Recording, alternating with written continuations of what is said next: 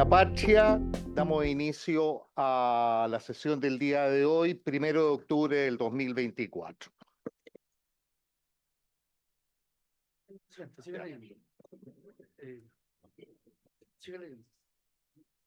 Ya.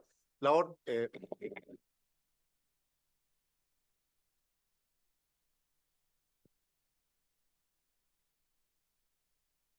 Gracias, señor presidente. Se da cuenta de los siguientes documentos que han llegado a nuestra comisión. Confirmaciones para concurrir a la sesión de hoy del profesor titular del Departamento de Derecho Público de la Universidad Diego Portales, señor Javier Couso, que asiste por Zoom, y presencialmente de la profesora de Derecho Penal de la Universidad de los Andes y consejera del Colegio de Abogados, señora Tatiana Vargas. Asimismo, las excusas para el día de hoy de la profesora de Derecho Penal de la Universidad Católica de Chile, señora Soledad Krause, debido a que actualmente se desempeña como abogada integrante de la Corte de Apelaciones de Santiago. Y finalmente, en la excusa del presidente de Derecho Penal de la Universidad, del profesor de Derecho Penal de la Universidad de Chile, señor Jaime Winter, por deber atender compromisos profesionales que le impiden concurrir en cualquier fecha a esta comisión. Esa es toda la cuenta, señor presidente. Sí, hablo con. Muchas gracias, secretario. Le quiero dar la bienvenida al profesor don Javier Cuoso y agradecerle que tenga la disposición de la invitación que le hizo la comisión. Buenos días, profesor.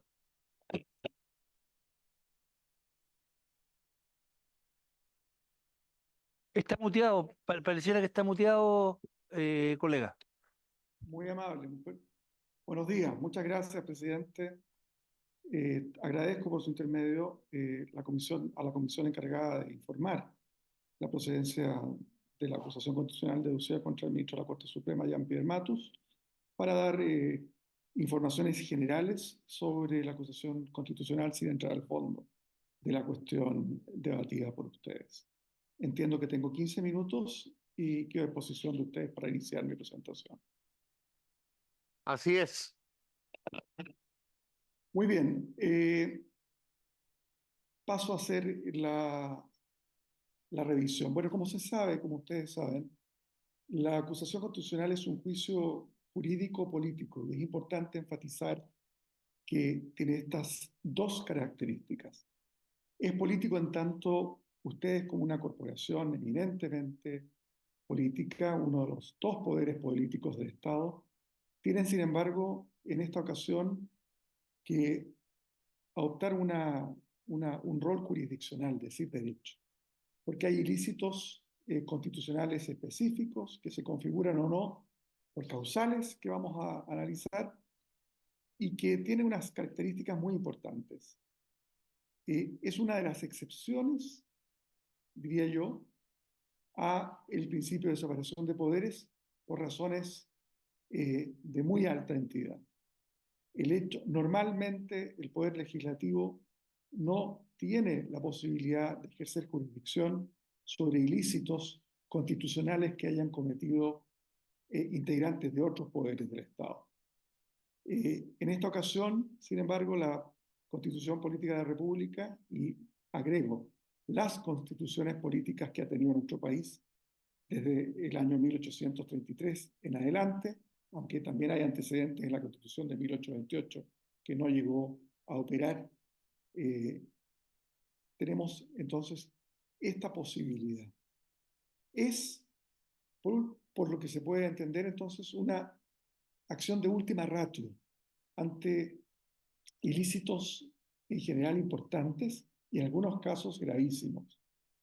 En el caso de los jueces, vamos a ver, de los tribunales superiores, debe ser de alta entidad el notable abandono de deberes. Es por ilícitos personalísimos y vamos a ver que esto es relevante para el caso de la causal, la única causal que se puede invocar, no así los hechos que pueden configurar esta causal, que es el notable abandono de deberes en el caso de los jueces de altos tribunales de justicia de Chile. De acuerdo a doctrina reciente, y aquí destaco el trabajo de la profesora Valeria Luber, se puede decir que cuando uno mira la práctica y la doctrina que a partir de la práctica de la Cámara de Diputados en particular y el Senado mucho menos, se ha ido desarrollando, se pueden advertir 4 características centrales que tiene la causal de notable abandono de deberes contra jueces de tribunales superiores de justicia. Lo primero es, y en esto hay consenso, exige un juicio de imputación subjetiva. Esto es, la responsabilidad es personal y se pide que haya la configuración de una causal y culpabilidad del responsable. Primera característica que, insisto, no suscita polémica. En segundo lugar, los hechos que fundan la causal deben ser graves, de una entidad relevante, de ahí la palabra notable. No un abandono cualquiera de los deberes de un juez de los tribunales superiores de justicia, sino que un deber relevante, un grave abandono de deberes. En tercer lugar, lo que se abandonan son deberes ministeriales de los jueces, propios de su labor jurisdiccional, establecidos en el Código Orgánico de Tribunales, autoacordados de la Corte Suprema y, como veremos a continuación en unos minutos más, también en otros documentos que la propia Corte Suprema ha invocado al establecer una suerte, digamos, el marco ético de la actuación de todos los jueces del país. Y en cuarto lugar, la causal impide revisar los fundamentos de las decisiones y resoluciones judiciales. En otras palabras, dado el hecho de que la acusación constitucional por notable abandono de deberes de jueces de los altos tribunales del país representa una excepción muy rara a la debida separación de los poderes, esto es importante.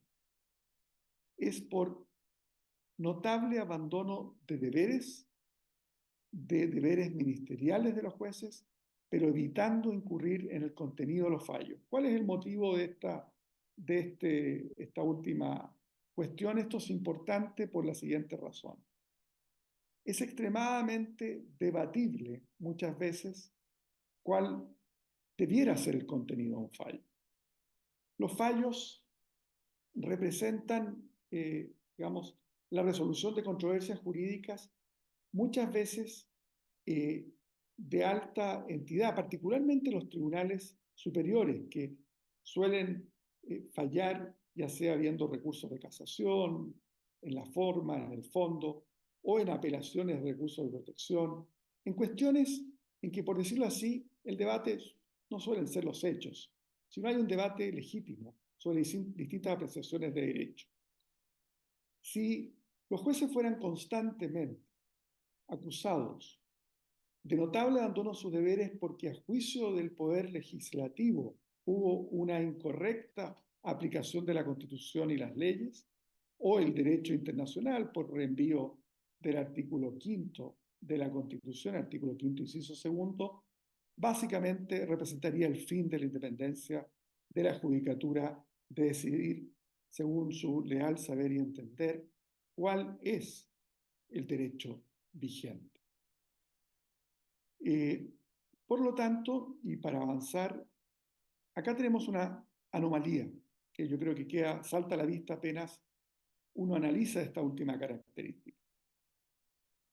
Porque si, como hemos dicho, la causal de notable abandono de deberes impide revisar los fundamentos de las decisiones y resoluciones judiciales, cuando se revisa la práctica política desde el año 1868 hasta el año 2018, la última vez que se dedujo una acusación constitucional que fracasó contra 3 ministros de la Corte Suprema, desde, insisto, 1868 hasta el año 2018, casi el 90% del tiempo, precisamente la causal invocada implicaba revisar fundamentos de decisiones, de fallos y resoluciones judiciales. La última, que acabo de mencionar, contra los ministros Dolmetsch, Valderrama y Kienze-Miller, fue por la supuesta falta al deber de realizar un control de convencionalidad. En otras palabras, los ministros acusados no habrían aplicado al caso la norma jurídica que, de acuerdo a los acusadores, debieron haber aplicado. Esto es la Convención Americana de Derechos Humanos. O la aplicaron mal, o no fue aplicada en la instancia que correspondía, etc. Como contrapartida, y esto es importante para el caso que ustedes como comisión deben informar, es raro, se produce esta siguiente como paradoja. A pesar de que no corresponde acusar revisando los fundamentos de fallos de los tribunales, es lo que más ha ocurrido. Pero como contrapartida, rara vez las acusaciones constitucionales contra jueces de altos tribunales de República han tenido éxito. Como se puede advertir, se produce una suerte de esquizofrenia, por decirlo así. 9 de cada 10 veces se ha acusado por la razón equivocada a altos magistrados de los tribunales de justicia y por lo tanto 9 de cada 10 veces han fracasado estas acusaciones, en el Senado típicamente. Pasemos entonces ahora, y con esto estoy muy consciente de que me quedan 5 minutos, a los aspectos que aluden directamente a la acusación que ustedes tienen entre manos. La virtud que tiene, entre comillas, la virtud, es que no se está impugnando el contenido del fallo del ministro, de algún fallo del ministro Matus. En este caso, los capítulos acusatorios tienen todos que ver con deberes ministeriales que no revisan los fundamentos de sentencias que haya redactado el ministro Matus. El primer capítulo, faltar a la verdad, mintiéndole a la opinión pública reiteradas veces y con publicidad respecto a una materia de importancia nacional, dice relación con el deber ministerial del desempeño honesto y leal. Esto, como se deduce el artículo 8 de la Constitución, referido al principio de probidad administrativa. El antónimo de probidad es deshonestidad. La probidad es un desempeño honesto y leal, una conducta funcionaria intachable. El deber de veracidad, que tiene que ver, se relaciona con la fe pública y la confianza pública de la institución que tiene a su cargo resolver inapelablemente, salvo la muy rara y sin que constituya instancia posibilidad de recurrir al sistema interamericano, de la fe pública que descansa en la Corte Suprema. La propia Corte Suprema, a la hora de plantear cuáles son los deberes en términos de probidad, se refiere al Código Iberoamericano de Ética Judicial. La Corte en su página incluso utiliza este Código Iberoamericano de Ética Judicial que da algunas luces respecto de en qué se traduce la honestidad de los jueces. Y el artículo 79 de ese Código de Ética Iberoamericano dispone: la honestidad de la conducta del juez es necesaria para fortalecer la confianza ciudadana en la justicia. El Estado de Derecho se debilita si no hay jueces que sean honestos. Este es el artículo 79 de ese Código de Ética que el propio máximo tribunal de nuestra República plantea debiera orientar la acción de todos nuestros jueces. Pero agrega el artículo 53 de ese Código que la integridad de la conducta del juez fuera del ámbito estricto de la actividad jurisdiccional contribuye a una fundada confianza de los ciudadanos en la judicatura. De este modo podemos ver que la falta a la verdad podría representar un notable abandono de deberes, en este caso el deber de honestidad, que no solo por mandato del artículo 8 de la Constitución Política de la República, sino que cuando uno lo suplementa con el entendimiento que la Corte Suprema, digamos, plantea, requiere toda ética judicial, no supone solo ser honesto en el momento de dictar un fallo, sino que en toda la conducta al interior y fuera del ámbito estricto de la actividad jurisdiccional, porque un juez de notoria falta a la honestidad mina el Estado de Derecho, la confianza de los ciudadanos en la justicia. Y aquí, si se ha de creer lo que encuestas de opinión han planteado, en Chile tenemos una judicatura que hoy día tiene una confianza ciudadana menor al promedio de la región latinoamericana, que es lamentablemente uno de los peores del mundo. En relación a las otras dos inhabilidades, y consciente de que tengo poco tiempo, planteo lo siguiente que puede ser... Disculpe, profesor, se puede alargar un poquito más, No hay problema. no hay problema. Muy amable. Paso entonces con calma a ver las otras dos causales por las cuales se estaría, digamos, los capítulos por los cuales, acusatorios por los cuales se estaría acusando al ministro Matus. Las inhabilidades legales, aquí básicamente se plantea la omisión por parte del ministro Matus de haber listado a dos personas que fueron clave para que él pudiera acceder al cargo, el abogado Luis Hermosilla y por intermedio de Hermosilla, Andrés Chadwick, en esa época ministro del Interior del presidente Piñera, que fue quien designó al ministro Matus para integrar, digamos, de la quina que le presentó la Corte Suprema, lo designó para que fuera considerado su nombre por el Senado. Cabe aquí una precisión. El artículo 196, número 14 del Código Orgánico de Tribunales establece una causal de recusación. Como plantea el nivel acusatorio, es saber, puede recusarse a un juez que ha recibido un beneficio, que tiene tal entidad que hace suponer que tendría una gratitud hacia quien, y obviamente hay un beneficio en haber sido designado o haber hecho gestiones para que el presidente designara a tal persona, en este caso al ministro Matus. Cabe, sin embargo, precisar que la recusación a la que aludimos no tiene la entidad o gravedad de una implicancia, mientras que las implicancias son verdaderas prohibiciones impuestas a los jueces, de acuerdo a la doctrina nacional, y a otros funcionarios, para intervenir en determinados negocios jurídicos. Las recusaciones son meros arbitrios, señala la doctrina, otorgados a las partes para pedir que un juez, si estiman que su imparcialidad se ve afectada, no participe, no resuelva un caso determinado. Esto es importante porque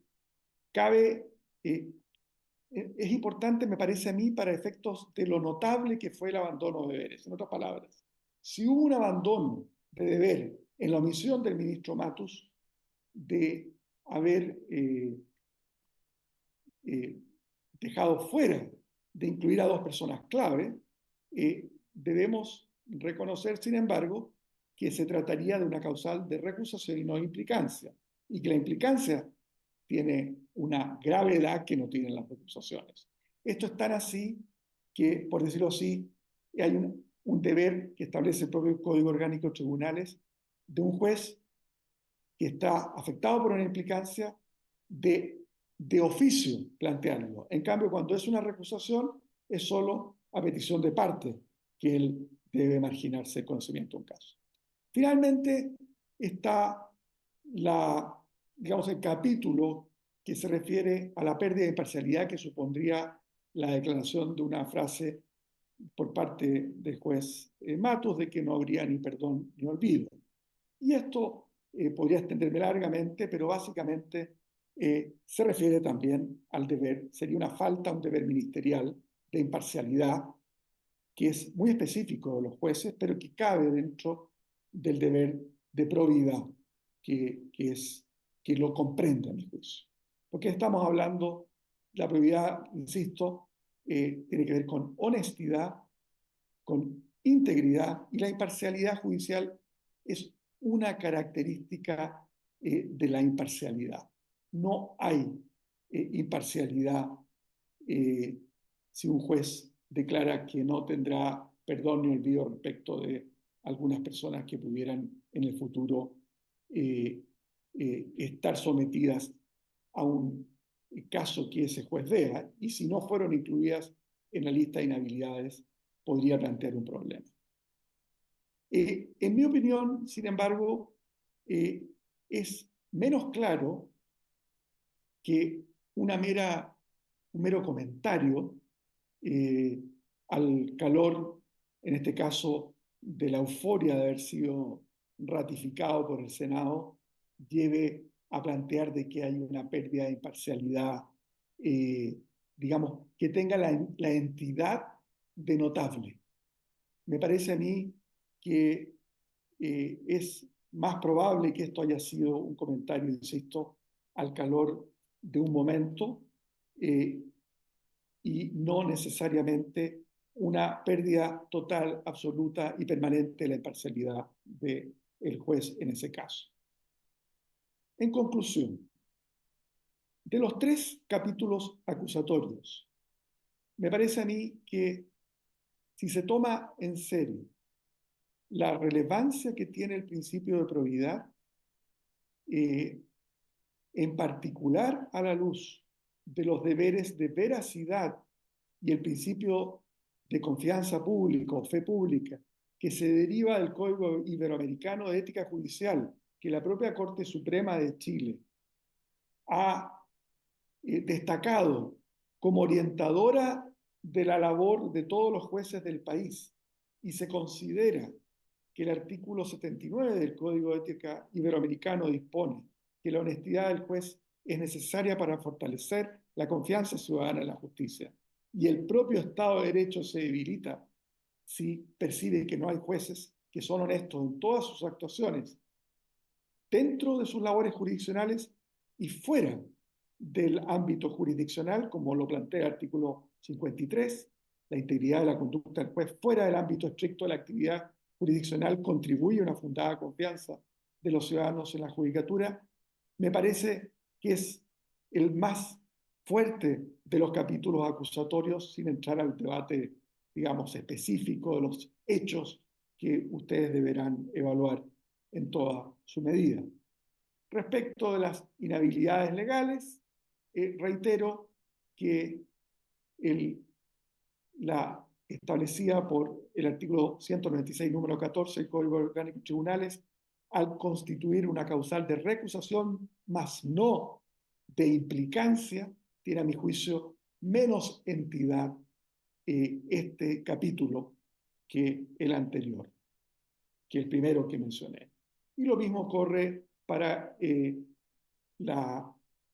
capítulo acusatorio que refiere a la pérdida de imparcialidad, por una frase que, si bien mirado, digamos, ex post facto, puede parecer como muy, digamos, un indicador de pérdida de imparcialidad, me parece a mí que no alcanza el nivel de sistematicidad que sí alcanza el primer capítulo.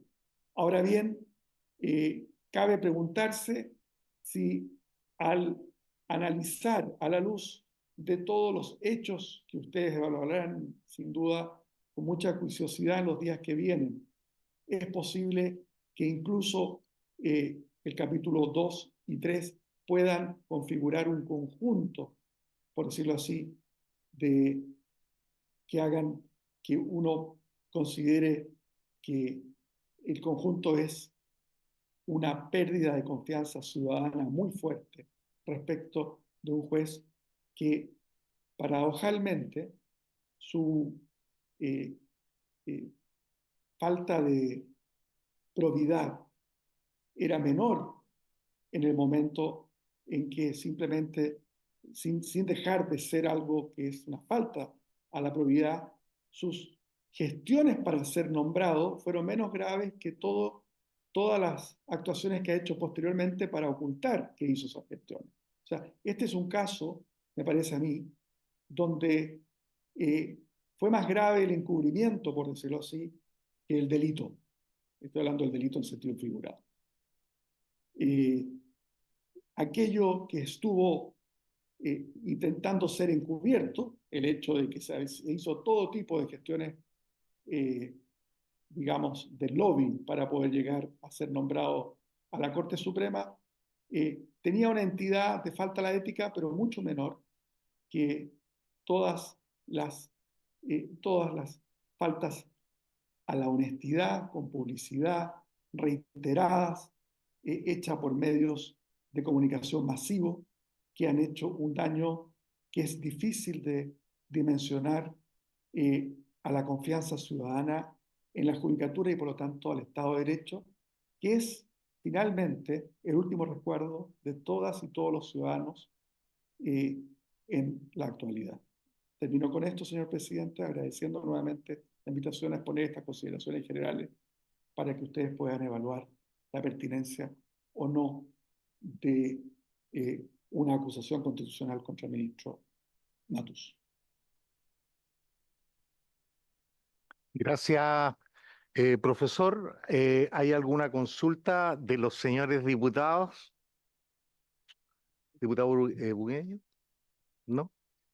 Le agradecemos, profesor, por su amabilidad, su gestión de estar con nosotros en la mañana de hoy y yo creo que de alguna manera nos puede aclarar su intervención para el momento que tengamos que tomar una decisión en cuanto a esta acusación constitucional.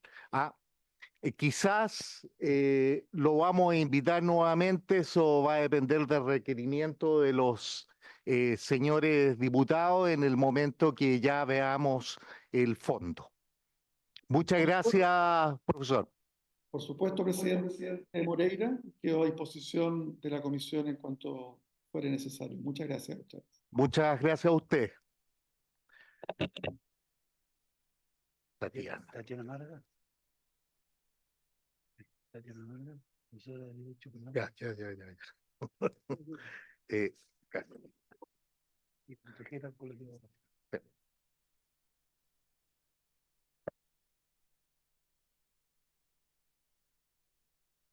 Ahora le vamos a dar la palabra a la profesora de Derecho Penal de la Universidad de los Andes y consejera del Colegio de Abogados de Chile.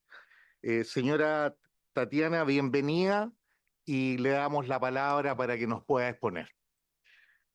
Muchas gracias. Está encendido. Sí. Por su intermedio, señor presidente, se me ha invitado a ilustrar sobre los aspectos generales de la acusación constitucional sin entrar al fondo. En mi calidad de consejera del Colegio de Abogados, informaré específicamente sobre el cumplimiento de los deberes éticos de los abogados, el cumplimiento de las normas del Código de Ética, en relación principalmente con las imputaciones en los capítulos 1 y 2, infracciones al deber de probidad y deber de veracidad. En el capítulo 1 se le imputa específicamente la infracción al principio de probidad administrativa conforme al artículo 8 de la Constitución Política. Y quiero aclarar, para que no se olvide, en la norma que en el ejercicio de funciones públicas obliga a sus titulares a dar estricto cumplimiento al principio de probidad en todas sus actuaciones. Esto tiene relevancia para lo que voy a decir respecto del contexto en el que procede la acusación constitucional. Y así, muy acertadamente, la acusación recuerda el artículo 1 de la ley 20.880, que insiste el principio de probidad en la función pública, que consiste en observar una conducta funcionaria intachable, un desempeño honesto y leal de la función o cargo con preeminencia del interés general por sobre el particular. Luego el capítulo 2, muy brevemente, donde se le imputa las inhabilidades legales, que ya el profesor Couso hizo alusión en relación con la menor entidad de esta imputación, además de la inexistencia de una imputación de un caso concreto. Yo hablaré respectivamente de la infracción de los deberes del cargo en este sentido, que configura un notable abandono de deberes. Voy a ilustrar sobre 3 puntos respecto al cumplimiento de normas éticas en el ejercicio de la profesión del abogado. En primer lugar, y esto quiero ser muy clara, el contexto. No se debe confundir los deberes de los abogados, que son distintos de los deberes como ministro de corte o como juez. Cuando un abogado asume luego como juez, tiene inhabilidades para revisar y resolver asuntos, y esto principalmente por el deber de lealtad con el cliente. Ojo que también las inhabilidades se presentan no solo antes, pueden ser después, como también lo recordaba el profesor Couso, ¿no? Con implicancias y recusaciones. Y aquí también una advertencia. Cuidado con declaraciones que afecten el principio de presunción de inocencia y que se asuma culpabilidad.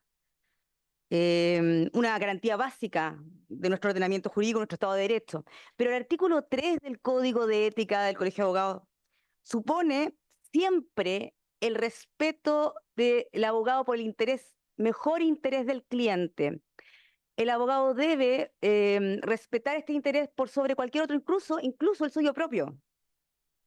Debe callar el abogado a pesar de que lo afecte. Ya voy a decir algunas excepciones respecto a este deber, excepción entre comillas, porque solamente hay una obligación, las demás son posibilidades. Entendiendo bien este contexto, una cosa es el abogado y otra cosa es cuando ya es juez, entro directamente al deber de confidencialidad que tenemos los abogados. Este deber prohíbe, insisto, prohíbe revelar información confidencial. Artículo 46 siguiente del Código de Ética. Este deber, además, supone al abogado un deber de cuidado adicional, ¿no? Además de esta prohibición de revelar, tiene que tener un extremado cuidado en adoptar medidas que impidan que esta información se sepa, salga a la luz, incluso alcanza a los colaboradores de los abogados. Insisto que puede ser que se olvide que este deber de confidencialidad que prohíbe revelar información es permanente. El artículo 46 del Código de Ética del Colegio de Abogados dispone que es un deber indefinido. No termina cuando termina la relación profesional entre el abogado y su cliente, incluso si el cliente muere, incluso si pasa el tiempo, la prescripción. Este es un deber indefinido. Da lo mismo lo que esté haciendo el abogado y que cambie después. Siempre, siempre debe resguardar el secreto profesional, la información confidencial que tiene con su abogado. Incluso, y aquí hay una norma adicional del artículo 48, dice que este deber prevalece sobre cualquier otro deber fiduciario con otro cliente. Es así de importante para el ejercicio de la profesión del abogado esta relación de confianza que tiene el abogado con su cliente. Para aclarar sobre posibles interés público, ¿no es cierto? Y digamos, la obligación de proteger esta información y algunas posibles excepciones, quiero aclarar que el artículo 53 del Código de Ética solamente obliga a revelar información, insisto, es un deber, solamente el único deber es cuando se va a evitar la comisión o consumación de un crimen. Quiero hacer presente que se trata solo de un crimen, no de un simple delito. Los crímenes son estas figuras que tienen la pena de presidio mayor, o sea, parte de 5 años y un día en adelante. Son conductas expresamente graves. Y es para evitar la comisión o consumación de un delito, de un crimen. Quiero ser muy clara con esto porque es la única posibilidad en que un abogado está obligado. Después hay facultades. El artículo siguiente del Código de Ética señala, el artículo 54, dice, bueno, el abogado puede, ¿no? Está autorizado, esto no es una obligación. Puede, y en todos los casos que señala yo, tranquilo, porque sé, y mi presentación es relativamente sencilla, corta, porque quiero aclarar bien qué significa para la imputación principal del capítulo primero. Son muchos casos, varios casos, pero para que se entienda bien, el principal caso es para evitar, por ejemplo, la muerte, un peligro de muerte o grave daño para una persona. La comisión o consumación de un simple delito, que son conductas de menor entidad que los crímenes, es una facultad, puede. Y también incluso cuando el abogado puede ser perjudicado, yo les decía que el abogado siempre debe callar anteponiendo el interés del cliente frente al suyo propio, ¿recuerdan? Pero, claro, si se le imputa responsabilidad por un delito al abogado, en ese caso el abogado podría, no es obligación. Y hay acá muy importante para entender que en estos casos de facultad, el Código de Ética se preocupa de establecer criterios de necesidad y criterios de proporcionalidad. ¿Qué significa esto? ¿Cuándo puede el abogado decir o revelar algún asunto, información confidencial frente a estos casos graves? Siempre que no haya otro medio practicable menos perjudicial. Si el abogado tiene otro camino para salvar, no debe hacerlo. Ya no es ético que lo haga. Infringe la norma del Código de Ética. Y la idea de proporcionalidad apunta también a salvar males mayores, ¿no? ¿no? Que en el fondo que estoy perjudicando a mi cliente sea un mal menor. Esta es la típica lógica del estado de necesidad. Entonces nosotros como abogados debemos respetar esta exigencia en el caso que somos facultados para. Y quizás aquí yo no pensaba decirlo, pero frente a posibles dudas, hay una norma también en el Código de Ética que dice que no infringe normas éticas, o sea, su conducta no es ética cuando divulgan información en beneficio de la profesión jurídica, de un interés general. Quizás esto es interesante por el contexto en que se está viendo el hecho frente a otras conductas. Y aquí dice, simplemente, ojo, no es un deber ni es una facultad. Simplemente le dice, señor, usted, abogado, no infringe la ética, pero el caso que usted expone, y aquí voy a, que favorezca la cultura jurídica, la formación profesional, es importante que usted adopte medidas necesarias para que no identifiquen al cliente ni al caso concreto. Siempre de nuevo protegiendo lo que es esencial para nosotros como abogados, que es los derechos y la información confidencial de un cliente. Yo no quisiera, y acá como para ir concluyendo frente a estas dudas, no hay infracción por parte de un abogado que calla información de un cliente. No hay, insisto, infracción de un abogado que calla. Solamente hay una única obligación de revelar muy limitada a la evitación de comisión de un crimen, de un crimen, ni siquiera un simple delito, de nuevo. Sí quiero con esto terminar, porque ya el profesor Couso que me antecedió habló harto sobre la idea de lo que supone una acusación constitucional. Pero necesito hacer presente que la acusación constitucional tiene que operar solo ante casos en los que existe una muy grave infracción de deberes del cargo, de manera que realmente suponga un notable abandono de deberes. Ojo que el cambio de estándar de lo éticamente exigible, y quiero acá hacer énfasis en lo exigible, porque lo ético es mucho más que lo exigible. El cambio de estándar de lo éticamente exigible puede tener consecuencias insospechadas para lo que supone una acusación constitucional. Ya lo decía el profesor Couso, quizás no sé, más para los otros capítulos que para el primero, pero yo entiendo que también para el primero, el peligro que supone para la separación de poderes, fundamental, el fin, decía, de la separación de poderes, y que en realidad deja de ser un verdadero factor de contrapeso. Con eso termino mi exposición general sin entrar al fondo. Muchas gracias, señor presidente. Muchas gracias, profesor. ¿Alguno de los diputados quiere hacerle alguna consulta? No hay consulta. Le agradezco mucho la amabilidad. Me imagino que usted viene de Santiago, de haber tenido la disposición, su tiempo para estar con nosotros. Muchas gracias. ¿Hay alguna forma que usted le haga llegar a la Secretaría una supuesto. pauta de todo lo que habló usted? Ningún problema, yo lo hago llegar. Muchas gracias. No por nada, Que encantada. tenga buen día. Gracias, igualmente. Presidente, para informar los que vendrían mañana, los que tenemos confirmados para el miércoles, si quiere comentarle a la comisión. No sé, presidente, Ya. para el día de mañana tenemos dos profesores confirmados, del exministro de Justicia, don Jaime Campo, él vendría presencial, y del exministro de la Corte Suprema y profesor de Derecho Penal, don Carlos Case Miller, que vendría vía Zoom. Son los que tenemos confirmados, y además hay una lista de personas que hemos invitado y que no nos han respondido, o que podríamos eventualmente invitar la próxima semana cuando se empiece a ver el fondo de la acusación, pero eso lo podríamos ver mañana, no sé si le parece. Sí, de todas maneras. Hay que esperar. Gracias. El diputado Calixto quería... Sí, muchas gracias. Bueno, solamente señalar si para consultar a la Secretaría, porque nosotros em, el, quiero saber bien respecto a qué dice el reglamento respecto de los plazos para que pueda comparecer el señor ministro Matus, quien ha manifestado su disposición de, entiendo, de venir personalmente a la comisión. Y que hay un acuerdo además de la comisión para poder tener esta sesión en Santiago de manera presencial con el ministro Matus. Em, Quiero consultar si es que es posible que esto pueda ser, por ejemplo, el lunes o martes de la próxima semana.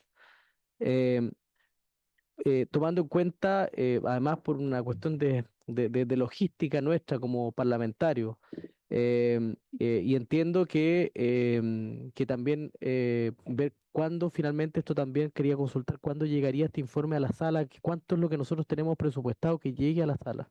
Eso, presidente. Gracias, diputado. Secretario. Señor presidente, ante la consulta del diputado señor Calisto, le informo que el plazo que tiene el afectado o el acusado para responder es el sábado 5 de octubre. En ese periodo estamos viendo los aspectos, solamente se puede recibir invitados para ver aspectos generales y hasta el 5 de octubre tiene plazo. Además, al acusado le asiste el derecho de comparecer personalmente cuando él lo decida, y él solicitó ser recibido el viernes 4 de octubre. Y en ese periodo presentar, o sea, personalmente su defensa y también por escrito, pero y la comisión acordó porque a él le asiste el derecho de comparecer personalmente, lo dice expresamente tanto la ley como el reglamento. Gracias, presidente. O sea, la explicación del secretario es muy clara. O sea, el señor Matus podría presentar su defensa además personalmente o por escrito a esta comisión antes del sábado, se vence el plazo. Así es. Pero eventualmente, en el caso, por ejemplo, el señor ministro Matus podría presentar su defensa por escrito y él decidir comparecer el lunes o martes. Así es también. También podría, También. también podría. Lo que Solamente pasa en que, esa duda. ¿sabes lo que pasa? Que la ley respecto de la posibilidad de que él se pueda defender es en el momento en que él presenta sus descargos Claro, y le da la posibilidad de hacerlo personalmente, lo que no impide a que él pueda, que también la ley lo dice, que pueda comparecer al resto de las sesiones, claro. cuando él lo determine. Lo que pasa es que él podría presentar su documento por escrito y, pues te estoy poniendo hipótesis, no estoy diciendo que así sea, y porque va a ser una determinación de él, pero él podría eventualmente enviar su documento y participar de una sesión posterior con nosotros y dar a conocer Estimado detalles. diputado, él de hecho está autorizado, y así me lo confirmó el señor secretario general, a que la defensa presente su escrito por correo electrónico, que me llega con copia a mí. Yo como ministro de Defensa certifico que llegó, por ejemplo, el viernes 4 o el sábado 5, que es el plazo fatal, y desde ahí empiezan a correr los 6 días para que la comisión entre al fondo, y si lo estima el ministro Matus pueda venir con posterioridad, pero eso va a depender de lo que él decida, lo que el señor ministro decida. Yo sugiero que se le haga la consulta, es una alternativa. Tenemos que tener claro de que a partir del lunes corre el plazo de los 6 días, a partir del lunes, ¿no es cierto? El presidente, depende de cuándo conteste. Sí, no, si él El contesta... sábado, si contesta el sábado, el plazo empieza a regir desde el lunes los 6 días. Exacto. Bueno, y si él da la alternativa de que pueda presentar por escrito, obviamente lo citamos para el día lunes. Más que citarlo, él tiene el derecho a comparecer. Nosotros Correcto. no lo podemos citar. Él tiene derecho a comparecer y me imagino que si no pudiera venir el viernes, estoy pensando Si hipotéticamente. se da la alternativa que planteó el diputado. Que sea la alternativa que usted podría conversarlo incluso o yo con el colega, con el Cuyú, el representante del ministro, y preguntarle si él, no sé, porque no sé lo que... Yo también quiero hacer un alcance. El diputado Romero había comprado pasajes para irse el día de mañana y volver el jueves, pero tendría que hablar con él también si esos pasajes se pueden, los puede anticipar en el sentido que no tenga que volver el día jueves. Presidente, es que En definitiva, todo esto lo vamos a resolver, en definitiva, lo que resuelva el señor Matu. eso le iba a decir. O sea, el señor Matu va, si él envía el documento el viernes o el sábado, eh, entonces se va a entender de que él no va a comparecer y ahí se va a tener que hacer un nuevo acuerdo. Pero yo esperaría la respuesta de él Sí, obvio, formalmente. obvio. Lo que pasa es Secretario. que el acuerdo ya está. Sí. Y lo vamos a recibir porque el abogado ayer, el colega Fuyó que lo representa, dijo que él estaría dispuesto a venir el viernes. Ahora, si cambia las circunstancias, porque el ministro no puede venir el viernes, nos avisará con la debida antelación y así se lo comunicaremos a la comisión para que usted acuerde, tomen el acuerdo de que si es así, esperaríamos la respuesta por escrito del señor ministro y dispuesto a recibirlo cuando él lo estime pertinente dentro del plazo de los 6 días. Ok. Tome ese acuerdo. Bueno, tomamos el acuerdo, va a depender Vamos a depender del señor ministro. del señor ministro Matus, si puede responder el mismo viernes o sábado, y el día lunes ya comenzamos con el plazo de los 6 días para tener ya una decisión, votar y que esto pase a la sala.